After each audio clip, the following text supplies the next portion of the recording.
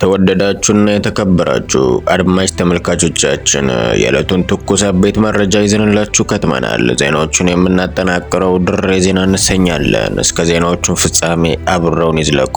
ሰብስክራይብ፣ ላይክ፣ ሼር በማድረግ አጋርነቱን ይግለጹ። በቅድሚያም አርዕስተ ዜናዎችን የምናሰማ ይሆናል። እስከ ዜናዎቹን ፍጻሜ አብረውን ይቆዩ። አሜሪካና ኢራን ቀጠናዊ ትኩሳት በተጋጋለበት በተጨማሪም በተፋፋመበት የኦማኑ ድርድር በተኮላሸበት በፈረሰበት ሁኔታ ውስጥም የእስራኤሉ መንበረ መንግስት አለቃ ቤንያሚን ኔታንያሁ ወደ አሜሪካ መግባታቸውና ብሎም የጦር ነጋሪት ጉሸማ ኃይለ ቃል በመጠቀማቸው የጦርነትን ለማስጀመር ውጥን መያዛቸው ከዋይት ሃውስ ተሰምቷል። ጥንቅሩን ይዘነዋል።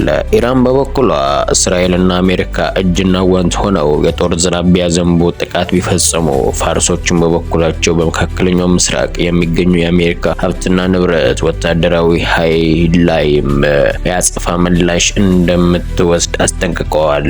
አብረውን ይዝለቁ።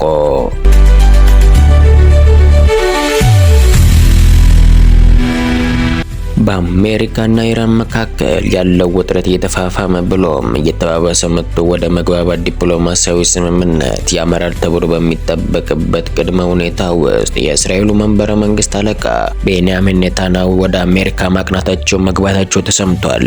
የእስራኤሉ ጠቅላይ ሚኒስትር ኔታንያሁ ወደ አሜሪካ ያቀኑበት የተጓዙበት መሪ ሀሳባቸው ከኢራን ጋር ምንም አይነት ፖለቲካዊ አለመግባባት ችግር በውይይት በዲፕሎማሲያዊ ሂደት አይፈታም፣ በመሆኑም አንድና አንድ ያለን መፍትሄ አውደ ውጊያና በተጨማሪም የኃይል አማራጮችን በመጠቀም እርምጃ መውሰድ ነው የሚል አቋም መያዛቸው ተመላክቷል።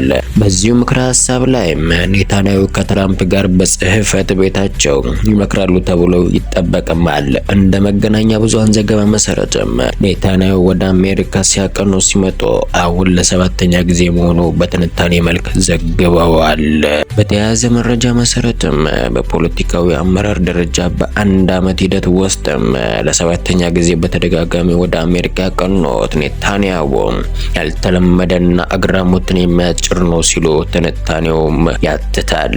ይኸውም የእስራኤሉ መሪ ኔታንያሁ ወደ ዋሽንግተን ያመሩበት ምክንያት በአሁኑ ወቅት ላይ አሜሪካና ኢራን ወደ ዲፕሎማሲያዊ መስተጋብር ስምምነት ለማምራት ዝንባሌ በማመላከታቸው ይህን ሂደት ለመቀልበስና ኩናቴዎቹን ወደ ጦርነት እንዲያመሩ ለማድረግ መሆኑ ዘገባዎች ያትቱማል ይገልጹማል።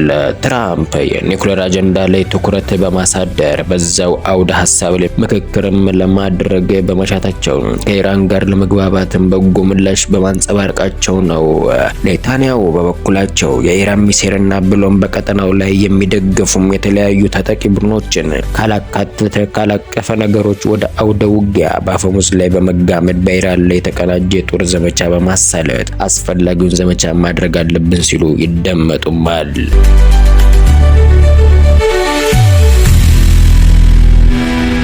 በሌላ በተዛማጅ ዘገባ መሰረትም የኔታንያሁ ከዚህ ቀደም ያደረጉትን ተመሳሳይነት ያላቸው ዲፕሎማሲያዊ ጉብኝቶችንም በመቃኘት መስተጋብራዊ ሂደቱ ግንኙነቶቹ ከመልካም ትስስር ወደ መጎራበጥና መሻከር በምን መንገድ ተቀየረ፣ ተለወጠ በማለት ገለጻ ይሰጥማል።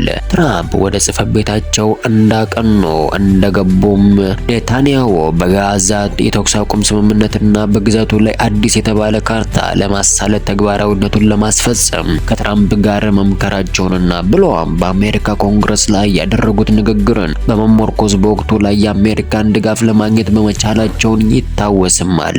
በመሆኑም በዛሬው ስብሰባ ላይ ኔታንያሁ ለአሜሪካ አቻቸው ላይ አዲስ የተባለ ወታደራዊ ደህንነት መረጃ እንዳለ ተመላክቷል።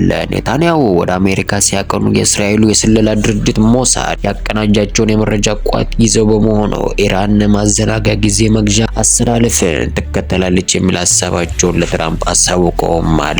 የእስራኤሉ ጠቅላይ ሚኒስትር ለትራምፕ የሚያቀርቡት ሚስጥራዊ ወታደራዊ መረጃ መሰረትም ኢራን በሳምንታት ውስጥ እስከ 2000 ሚሳኤል የማምረትና የማካበት የማስወንጨፍና የመተኮስ አቅም ስላካበተች በመሆኑም ዲፕሎማሲያዊ ስምምነቱ በአሜሪካና ኢራን በኩል የኒውክሌር መሳሪያ ብቻ ሳይሆን ሚሳኤሎቹንም ያቀፈና ያካተተ መሆን አለበት ሲሉ ይደመጡማል።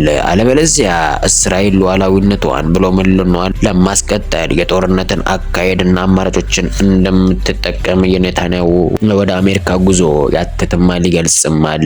የመገናኛ ብዙሃን እንደገለጹት ከሆነ የአሜሪካው መንበረ መንግስት አለቃ ትራምፕ ከኢራን ጋር ያለውን ልዩነት በውይይት ድርድር የመፍታት ሀሳብ እንዳላቸው፣ በአንጻሩ ኔታንያሁ ግን ኢራን ድርድሩ ጊዜ መግዣና ፖለቲካዊ ማደናገሪያ አድርገው መውሰዳቸውን በኃይል አማራጭ መወሰድ ይገባል ሲሉ ይገልጹማል።